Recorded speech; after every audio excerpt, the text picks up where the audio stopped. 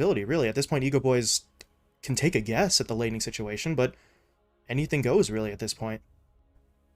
Well, and they did last pick the Medusa in the phase, so again, this could just be them deciding to move it around. We saw them play this Razor yesterday versus the Medusa in lane, and it's a struggle. It's something that the Medusa doesn't like to play versus. You need to use Mystic Snake to get those last hits. If you're ever forced to use your Mana Shield to not die, then you won't be able to have that available to you. You're constantly pushing the wave into the Razor, and if you're not careful, then you're just going to be too far away from your tower, and it's very easy to make the rotation to kill you.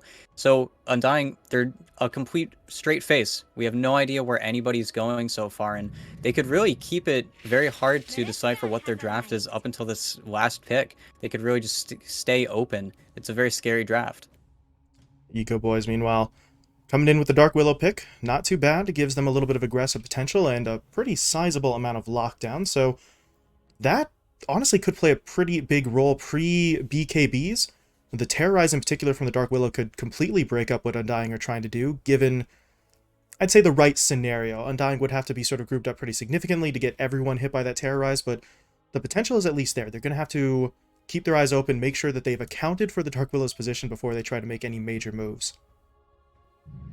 And we saw yesterday Tano so effective on the hero. It's a very scary hero to sort of contend with, and especially versus Razor, it makes it very complicated to just run down heroes whenever you static link. But now the Mars is a scary hero. It's probably the most valued hero we've seen picked so far in BTS Pro Series 6. We've seen it maybe, what, in 70% of the matches so far in various positions? That sounds about right. It's a very popular boy, but at this point, Undying, you've taken 3 heroes, any of which could end up playing in the off lane. Of course, they're not all going to be in that position, but we said it before, if you're EgoBoys, good luck trying to guess the exact matchups here. The flexibility and power that Undying retain is just remarkable, really. I mean, very rarely do we see a team get this deep into the draft where it's still not clear exactly what they're running. Then again, I am an idiot, so I'm not entirely sure what the lineup is no matter what the scenario, but I don't think EgoBoys know exactly what's going on here either. They go for the Centaur with the 4th pick. They're just looking for, I think, simpler and easier to execute heroes no matter what the laning situation ends up being. And they, if anything, just want a very solid standard lineup. And that's the power with the way Undying has drafted themselves. Anybody could go anywhere. It does feel, I could probably make the call that EgoBoys are making, that there isn't a Tomato-esque hero on Undying just yet, but he's played the Razor before. He's played so many different heroes on that squad. And again, no matter what, they're going to wait until they see a Lone's hero before they make the big call at the end of the day for who's playing what. But Undying, they're just incredibly flexible. They could literally go anywhere. Even the, I guess the Ench is the least flexible hero out of all of those, but even then, we could see, depending on the lane matchup, whether she's going 4 or 5, and I really don't feel like you're unhappy if you're Undying. At the same time, EgoBoys, it's not like they have a bad draft, it's just easier to tell what they're doing so far. Yeah, that is something worth pointing out. We're sort of sitting here in awe of Undying, but EgoBoys, we mentioned it earlier on, at a certain point they couldn't really guess what Undying would do to with any degree of certainty, so they've just shored up their own lineup, and what they've put together is honestly pretty good. You've got your Centaur in there for the front line. The Medusa obviously is going to be your #1 priority in terms of farm and damage later on in the game, so as much of the flexibility, or excuse me, as much as the flexibility of Undying is a benefit to them, EgoBoys still look pretty good here as they close out their draft with the Leshrac pick. I'm so strong, guys. I'm so strong. I'm so strong, And guys. it's I'm a so strong. very alone hero. Usually you'll see the Lesh or the Wind. Wind isn't the best versus Mars for obvious reasons, just not able to get through the passive very easily. So I think the Leshrac also dissuades a large sum of Tomato's hero pool. And again, they're able to focus down. I think this is the 4th or 5th time we've seen so many heroes from Tomato's hero pool just sort of taken out, and he will end up playing something. Whether or not it will be that Razor or they will pick a Brow hero to sort of counter out that Leshrac, we'll see in just a moment here. Oh, Anti-Mage. okay. Okay. That That's a AM Tomato hero. pick, yes indeed. And well, Medusa and Lesh not exactly going to have a whole lot of fun against that anti-mage, so we'll see exactly how well he can do. Tomato's still going to need some time to sort of build himself up, but once he's in that position, there is going to be a lot that he can do both damage-wise and just straight-up teamfight control with that Mana Void.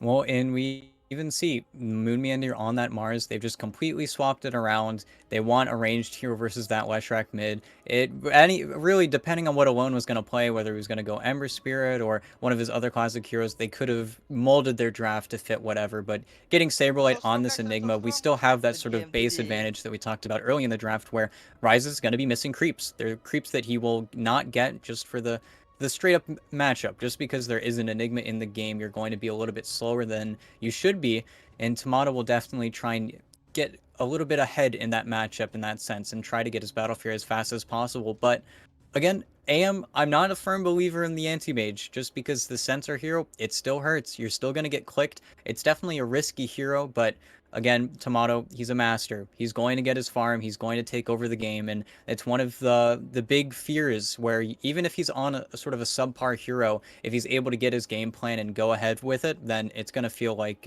it's versus the world. Right, and yeah, I mean, like you said, the AM, he can potentially do a lot of damage, but there is some concerns, right? EgoBoys have multiple stuns, they've got the root coming in from the Dark Willow, even the Abba in the right situations. If Tomato is stuck in the middle of the fight, even that Curse of Avernus coming in for the silence could really put him in some danger. So it's a very hype hero, a lot he can do sort of in fights later on, but he's going to have to play, let's not say passively, but at least cautiously, as we do get ourselves into this one. First game of the day. Undying taking on EgoBoys. Undying here looking to keep that winning streak alive, looking for their third straight victory here. Meanwhile, for EgoBoys, well, did not do fantastically on day one. They did get a point on the board at least, but looking to make a bit more of a statement this time around. Good game, TD. Good game, TD. Well, in that game versus the Cut, you could just chalk it up to getting last pick bristled. There isn't much you can do at that point, but with the pods up, Tomato's just going to DC. Okay, well, that's a bit of an issue. Well, it's the first game of the day, so we're not the only ones sort of easing our way into this one. Apparently, Tomato's internet connection decided to show up a little bit late, so we will wait this one out. Hopefully, this is just a quick reconnect for Tomato, maybe just some early start lag that he was dealing with. Uh-oh. Rises is going to drop out as well. This is starting to get a little more concerning, but in terms of the actual game itself, internet connections aside, we do see that four-man smoke coming out from EgoBoys. As of right now, don't know if that's really a play for any actual sort of gank, or if it's more just getting that little bit of a faster start to try and drop down some early wards. We've seen that quite a bit from squads in this event. Well, and being Dubu on the Enchantress, 320 move speed, you're going to be able to get ahead of, I believe, every single hero on the enemy side. That's why he has the 2 wards on his own hero, probably going to place his ward for his mid laner as well, as Ryo is just still in the base. But with the smoke up, we'll see if they're able to place that ward. I believe they were the team that placed this sick ward that sort of scouts out the jungle on that cliff, but we'll see if they end up going for it again. But these smokes, it hurts whenever your mid laner gets dewarded. I don't see any sentries picked up, I don't believe, but it really does hurt, especially when you can give it to a mid laner. You can swap up the sentry, which we saw yesterday. Just get your bottle just that little bit faster. You need to be like a shark. Kara already pushing his way across here. He doesn't have an obs ward, but he is holding on to a sentry, so he may just look for the immediate potential D ward. But Undying haven't actually put a ward in this middle lane. Dubu, as you said before, was holding on to both of them. Dropped one in the north side jungle, the other one he's actually still holding on to. So it's a nice play from Kara, but it's a little bit mistimed. Well, and we'll see, because Alone was able to get a very nice ward down, and that might be the slight punishment, because when you are playing versus the Radiant side, you just stand in these trees, or you can even catch it if you stand up on the cliff. The tower can't hit you if you sit just on the edge, unless they do have a ward on that right side. So seeing Dubu with the ward, he might just place it without thinking too much, but looks like they're brawling for this top rune. Well, not going to be too much of a fight. Undying quickly backed themselves away, so the 2 supports versus 3 heroes on the EgoBoys side, they decide that's really not a fight worth taking. That is going to allow EgoBoys, though, to start off with a slight economic advantage. 3 of the 4 bounties going their way. So a nice little move there into the river will net them 3 of the 4, and we get this laning stage underway. And it was really just because Tomato didn't want to risk taking too much damage, doesn't want to skill blink necessarily, so not wanting to get too greedy. 40 gold's 40 gold. You're going to move on from your day. Yeah. I don't know. It's always nice to sort of try and hype it up a little bit because it's our first potential fight. But as you said, at the end of the day, it's 1.5 last hits or so for everyone on your team. So it's not exactly backbreaking, but well, we'll see how things go here. Taking a look at the bottom lane first, Tomato immediately hit up by that hoof stomp. Duba was in there as well, so Queen Tekka with the efficient play. Not really going to result in too much, though. It's just kind of a means of keeping Tomato and Dubu at bay for the time being. Tomato, though, continuing to push forward, looking for a bit of early damage onto Tana.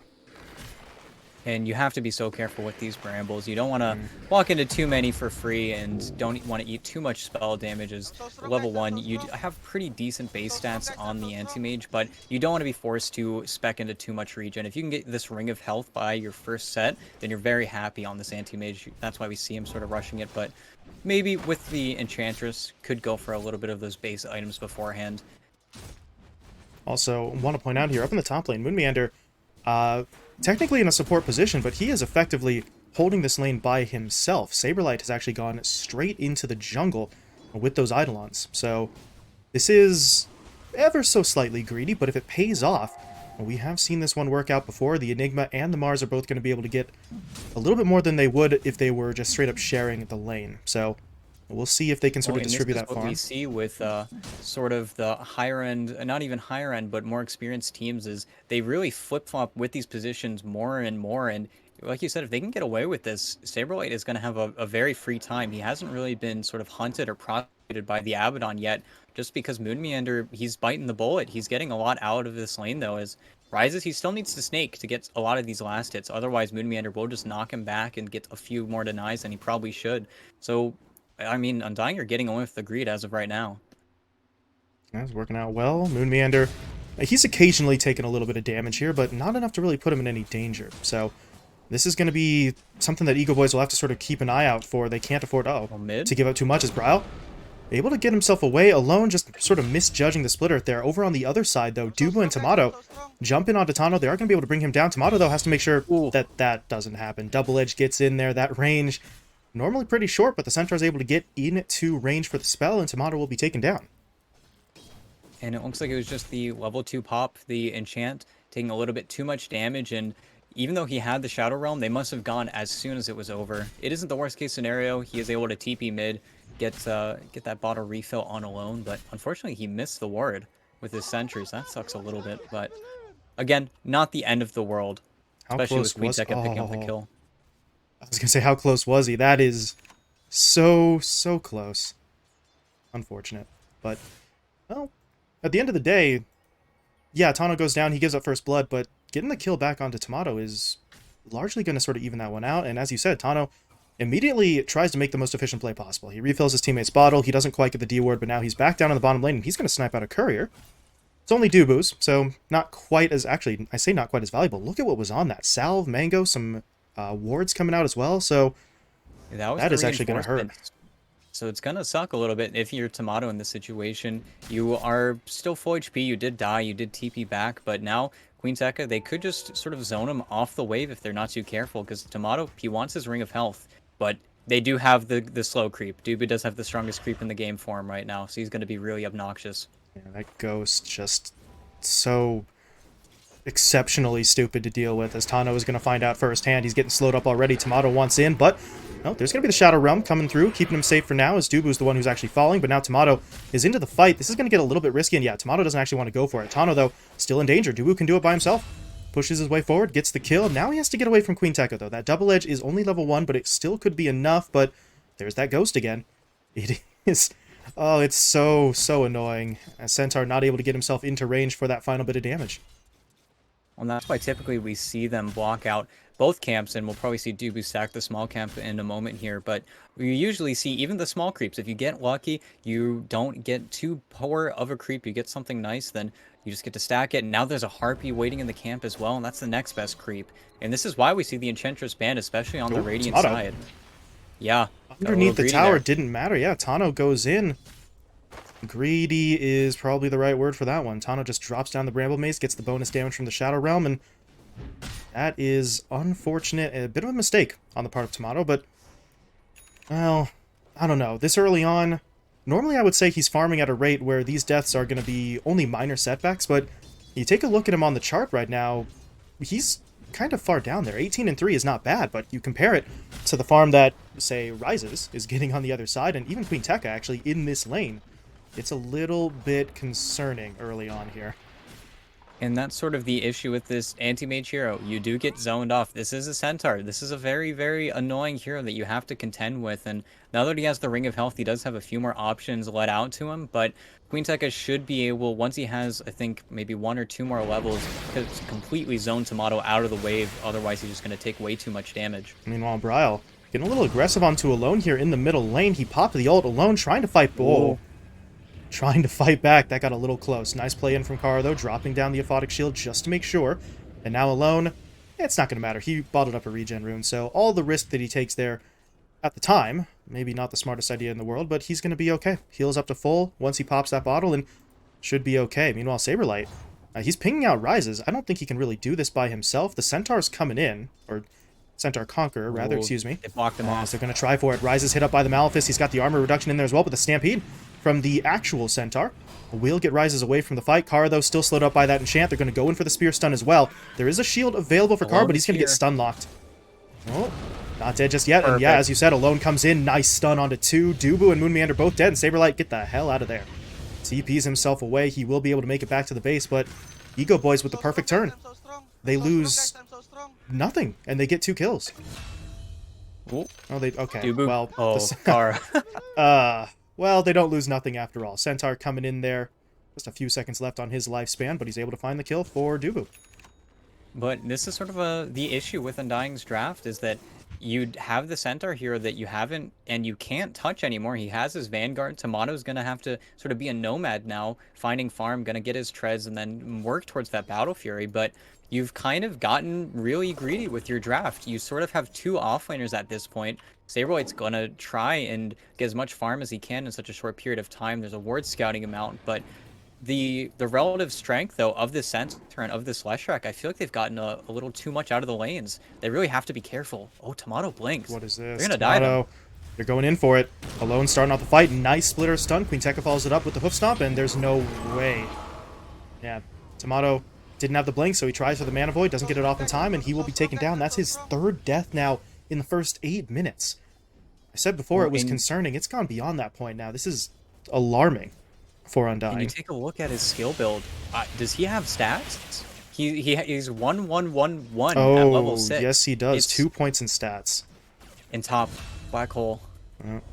Black Hole coming through from Saberlight, distracted by the stats. Sorry about that. Saberlight, though, able to set it up. Moonmeander gets the kill, so Tomato may be in a bit of a rough spot, but his teammates are at least trying to make plays elsewhere on the map. But at this point, you mentioned for Undying the little bit of greed coming in, and so far, I don't really think it's paying off spectacularly, as Bryle's going to get jumped in on mid. He does have the haste rune, though, so he is just as fast as Queen Tekka with that Stampede, but Bryle, he may actually still want to keep this one going. He's pushing it onto Alone. This is a lot of damage coming through for him, but Alone will be able to fall back, and at that point, Bryle knows Kara and Queen Tekka are up on that high ground, so he's not going to force the issue, but he does at least turn back that attempt on his own life. That's got to count for something. He is safe for now, as he'll fall back and continue to farm. And if you're EgoBoys, I think you just need to keep the pace up. You need to sort of get these towers. I'm surprised they haven't made a rotation to trade towers as soon as the anti-mage TP top. But you can't sort of sit back now. Undying, they're going to have the arena in 25 seconds, but no Black Hole. They need to play off the fact that these active heroes on Undying can't do anything right now. But as we speak, they're losing a lot of ground. They're losing a lot of towers to this Razor. And Tano might actually just be taken down here. He's got 50 HP. He is going to be able to fall back, but Saberlight's coming in. Can he get the angle? No, he's not even going to try. Diving the tier 2 tower there would have been a little bit risky, but the good news of that play for EgoBoys is that they did deny that tier 1 mid, so they are losing towers. That is still going to be an issue for them moving forward, but at least they don't give up too much gold with that deny play coming through. They're down by about 1,000 right now, but I'd say at 10 minutes, that's manageable for them, especially considering the fact that the Medusa continues to farm. And yeah, they've made the rotation. They're going to go down here. I'm not sure that Moonmeander really has any say in this matter. They do have Glyph if they really wanted to, and yeah, they're actually going to fight. TPing in. Here it comes. Fight is breaking out. Tower will still go down, but Alone is dropping himself. Can they get him out of here? No, they can't. It's going to be all about getting Rises away from the fight. So they prioritize their carry, but now they actually want in for the engagement. They're going to stampede their way forward. They know Brow's low. They're going to push in for the kill. Can they actually get him, though? Not just yet. Brow's still alive, but one final right-click will come through. At this point, though, EgoBoys feels like they're laying out a little bit too hard for this one. They've lost both of their supports, and now Rises is slowed up by the enchant. That mana shield is dangerously low, and Undying are going to keep on chasing. The Malefice is actually keeping Rises locked in place. Moon Meander. No. Missing with the spear. He does get the rebuke for the slow, but at this point, I'm not sure that's going to be enough. Rises is still on the run, and he will be able to get away. That is a critical error from Moon Meander. They needed that spear stun. It's unfortunate. I think he could have stapled it to that tree that just got cut after the fact, but it feels still pretty bad if you're EgoBoys. You do get the return kill onto Brile, but again, you have to use that Stampede. They've been using it pretty much off cooldown. You need to wait for Queen Tekka's blink, and it's a little bit strange to see the support so disconnected from their cores. They probably weren't assuming that there would have been such a big defense, but you were coming to that bottom lane knowing that the Mars was already set up down there, so I'm surprised EgoBoys weren't a little bit more cautious with their rotation. It isn't the worst case scenario. You did get the Medusa out by some shred of luck, but at the same time, they need to play a little bit more clean. They can't sort of give Undying these buys. You need to be a little bit faster with your decision making, I think, if you want to beat a team like Undying. Oh, hold on. Another fight breaking out. No. Rises trapped in the arena. They're going to go for the black hole. It does connect onto Kara. There we go. Going to hit Rises on the back end, and that is going to be enough for the double kill, as Dubu got... No, he got the first kill, second one was split. Okay. Thought the Enchantress had somehow snagged a double out of that one. Either way, though, 2 kills for Undying, including that elusive kill onto the Medusa that they weren't able to secure before. Meanwhile, yeah, Queen Tekka, excuse me, caught out in the middle lane. Stampede, though, will be popped defensively. That is going to get him away. So the Centaur at least is able to live, but back down in the bottom lane, Undying turned that fight into an objective. They take the tier 1 tower, and now map control is really starting to go their way. They're up by 3,000 net worth. They've taken all of those tier 1s on their opponent's side, and that momentum is concerning if you're EgoBoys. You're still trying to farm up on the Medusa, but that Medusa's farm was set back just a moment ago with that death. And right now, Undying, they're just being allowed to pick and choose their fights. They're playing around their timings. They're playing very calm, very calculated Dota. Meanwhile, EgoBoys, they're trying to find the punishments. They are still making plays, which is good to see, but the Catalyst that is alone, okay, they might get Moon here. This is the Yules. Yules going to set him up. Split Earth coming in. And they should have this. Yeah, Moon Meander is obviously going to try popping the Bulwark there, but it's level 1. That's not going to be enough. And honestly, even if there were more points into it, it still wouldn't have saved him. So EgoBoys are at least able to punish that. Moon Meander a little bit too far forward there without any backup, so he will be taken down, but that's not going to move the needle all that much. Still a 3k deficit. They're going to need more plays like that one to sort of keep themselves in this. Well, and without Black Hole, they know that they can get aggressive. They can't really push into this mid tower unless the smoke play is fruitful. And with Queen Tekka having his Blink Dagger and the Yules, they finally have a little bit of catch. And this is a perfect smoke. They need to find something that's going to lead to an objective. Tano's getting run at. He's going to be fine, I think. But still, you need to find a play. And it looks like that's going to be on Dubu. TP gets Tano out of there. Dubu, though, not going to have the same good fortune as he is surrounded by a trio of heroes. 1 point up in the Untouchable, but there's only so much that it can do against the nuke damage coming out from EgoBoys. So they are finding kills, as we mentioned before, but they need to keep those plays going. They need to be able to chain those kills together to really start cutting into this deficit, especially now that we see the Battle Fury completed on Tomato. His farming rate is going to accelerate at a pace that I'm not entirely sure EgoBoys will be comfortable with, and we do actually see them grouping up, looking for a push into that middle lane. They'll take the tier 1 tower. And I think as soon as you see Moon Meander showing bottom, you're able to make that pretty easy call. Rises was also hovering around. But again, they need to play together. They need to keep on sort of playing around the small timing they have where they do have their items before Undying. Still working on the BKBs. That's the next big items for them to come out. But then they're just going to run at you. And you need to be really scared if you're EgoBoys. You need to sort of set yourselves up to either get enough farm to contend with that, or you need to get ready to dodge. Maybe get a Blink Dagger on the Lash, Boots of Travel. You need to find some way to avoid these fights because they are itemized for very early BKBs on both cores.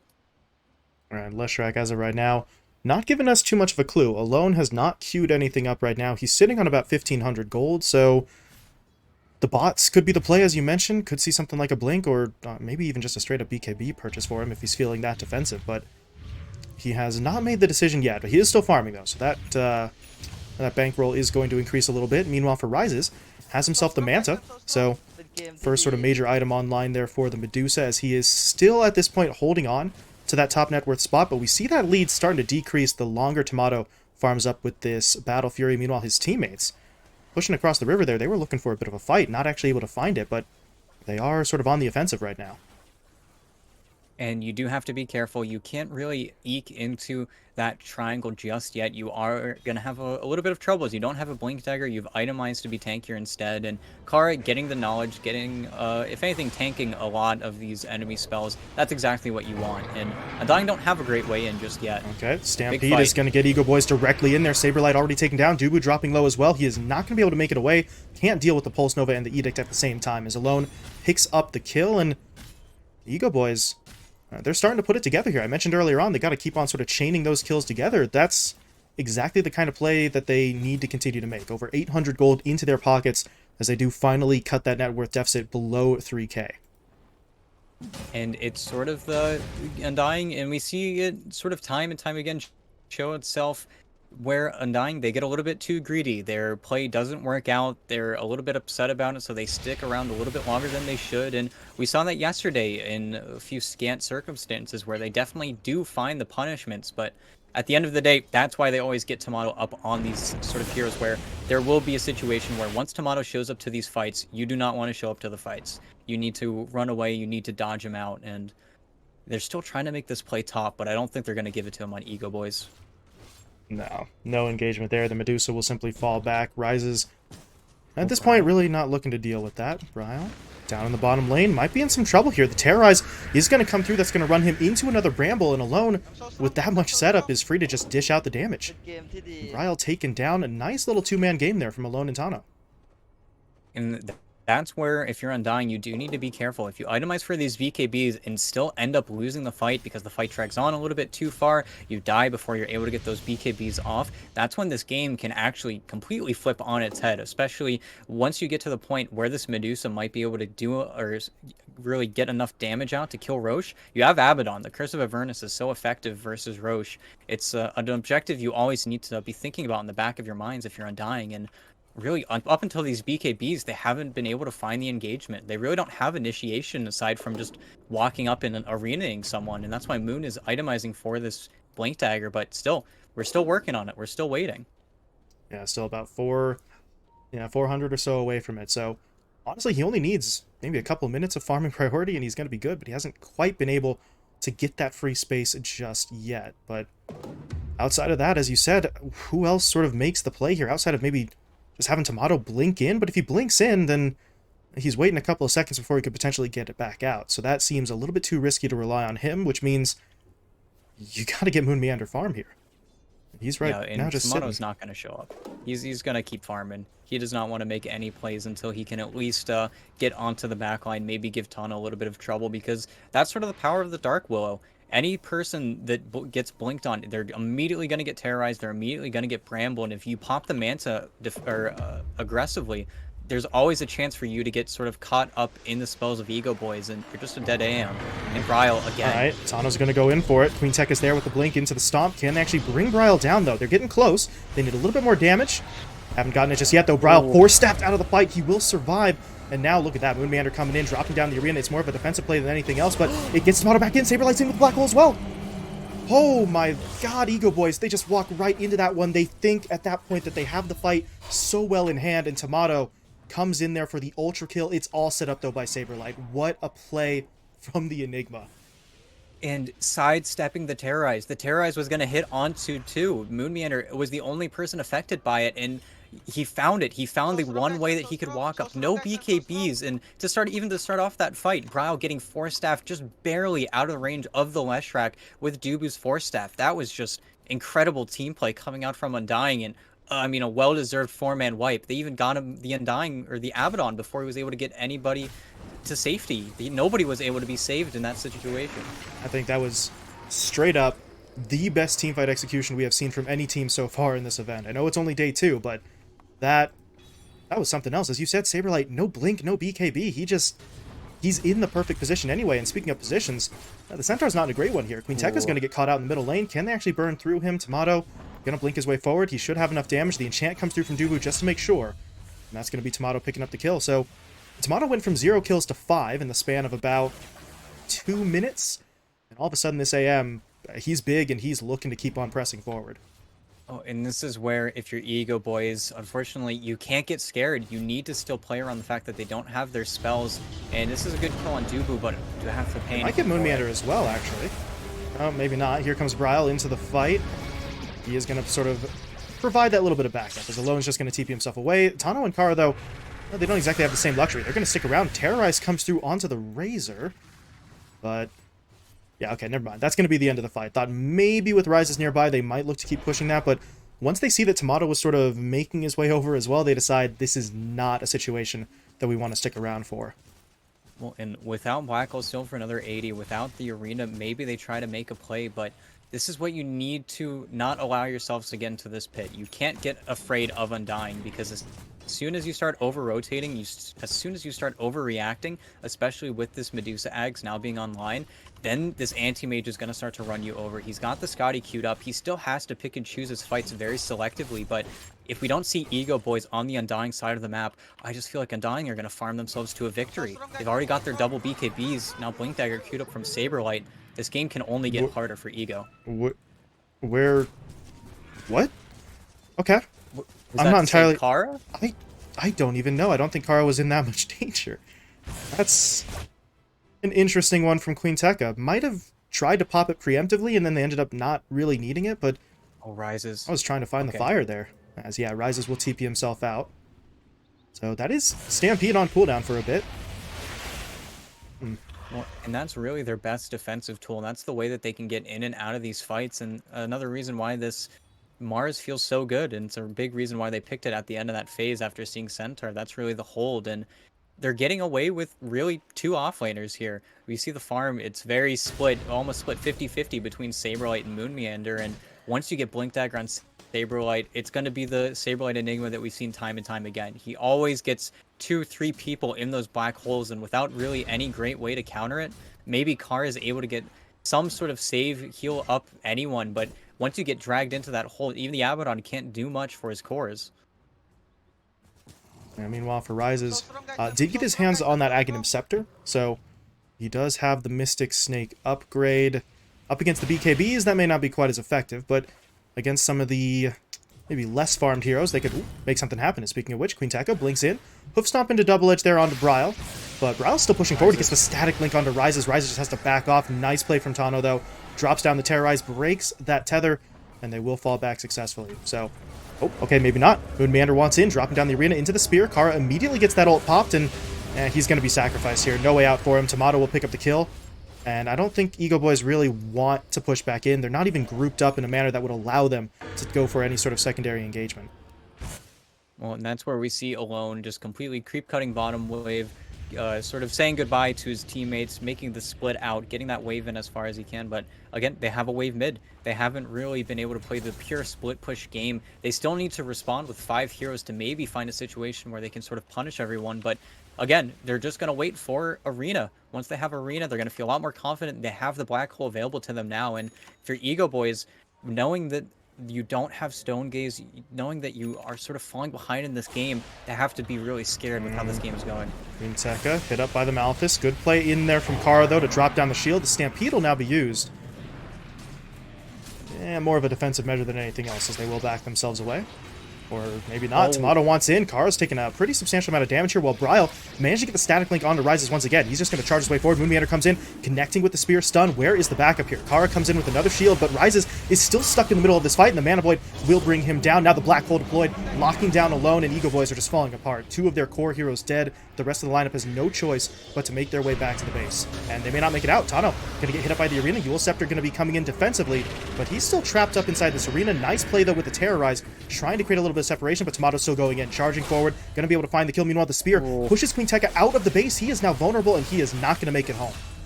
Ultra kill for Tomato again, as Undying dominate that fight. And they're just able to use the right tool in every situation. Brown just able to use his 10-second BKB, or rather his 9-second BKB, get the complete link off on the Medusa, then saving the black hole to be able to kill out Alone, and that was his 9-second BKB. So everything is just coming up Undying now, and once they see this DD, I can't imagine they're not going to go into the pit, get this anti-mage and Aegis. He's got the Basher queued up. and he was taking a lot of damage from that Leshrac for the few moments that he was sitting there tanking the Edict, tanking the Pulse Nova, but it just is getting to a point where nothing is going to matter, and it really feels like the game is going to continue to get harder for EgoBoys. They need to somehow find someone to kill, but Undying don't have a weak bone in their body. Everyone just so tanky on their side. The only person you could pick off in any sort of reasonable time frame would be the Enchantress, but if Dubu goes down, yeah, it's a bummer, but it's not really going to be something that sort of breaks the back of their teamfight effort. So, as you said, there's no immediate sort of weakness to exploit. EgoBoys just have to, at this point, almost hope for their opponents to make a mistake. It feels like a lot of their own agency in this match has been sort of sapped away from them. So, it's less of a matter of EgoBoys trying to win this game and more of them hoping that Undying just find a way to lose it. Yep, and they're going to go into the pit without Black Hole. They have everything else. That's the biggest cooldown on their team, and they've just been playing so aggressively whenever they have Arena of Blood. It really feels like Saberlight not being able to participate has just been to their benefit. He's been farming up, making his own last hits matter, and wow, okay, Bryle. He's just charging his way in there. Static Link gets him a decent bit of damage, but now they want in onto Queen Tekka, who blinked his way forward. Actually, they've caught Rises. They hit him up with the Arena into the Spear, but that Stone Gaze actually being deployed quite well initially. But yeah, Tomato decides he's done with this fight. Jumps in, throws down that Void, and Rises will be taken down. The two supports fall as well, even alone. Gonna get cleaned up there at the end, and that's it. GG's will be called. I'm so strong, And guys. they just, it wasn't even the biggest mistake, but just bottom that ultra kill. It turned the game on its head. It gave Tomato a little bit too much of a jumping point to get back into this game, and it felt like after that, there really wasn't too many fights that they could sort of ham fist together. Even after that, they had the BKBs. Queen Tekka wasn't able to find sort of that initial burst to take anyone out, and once Undying were finally able to get those black holes, Saberlight shouldn't even gotten that black hole bottom, but it really just turned the game on its head. EgoBoys were in a good position up until that point, and it's just Saberlight Enigma, man. He's level 26. He's just that good. Turns the game around all by himself. I mean, you take a look at the graphs here at the end of that one. As you said, EgoBoys, they weren't exactly running away with it, but they were in a good spot. You take a look at the numbers here, net worth, experience, even the win probability were all in their favor. But we get out of that laning stage, we move towards the sort of mid-game scenario, and Undying just sort of pulled themselves away. So, EgoBoys did well early, but at a certain point, it's just too much for them to handle in terms of those fights. So, Undying able to get themselves a win in their first match of the day. That keeps that winning streak alive. They've now gotten 3 straight victories here to open up their group stage run. Meanwhile, for EgoBoys, maybe not quite as successful. That will drop them now to, I believe, 1 and 2. 1 and 3. Or yeah, 1 and 2, 1 and 2. Yeah, sorry. We're NA, math is hard. But, yeah. Still a chance for them to come back, though. Can they sort of regroup from this loss, try to put something a little bit better together to try and halt Undying's momentum? Or is this going to be a march to a 4-0 win-loss for Undying through the first 2 days? I don't actually know. We're going to have to wait and see, but the Game 2 draft will be coming our way in just a little bit. So stick around, and we'll be bringing you that second match in hopefully just a few minutes.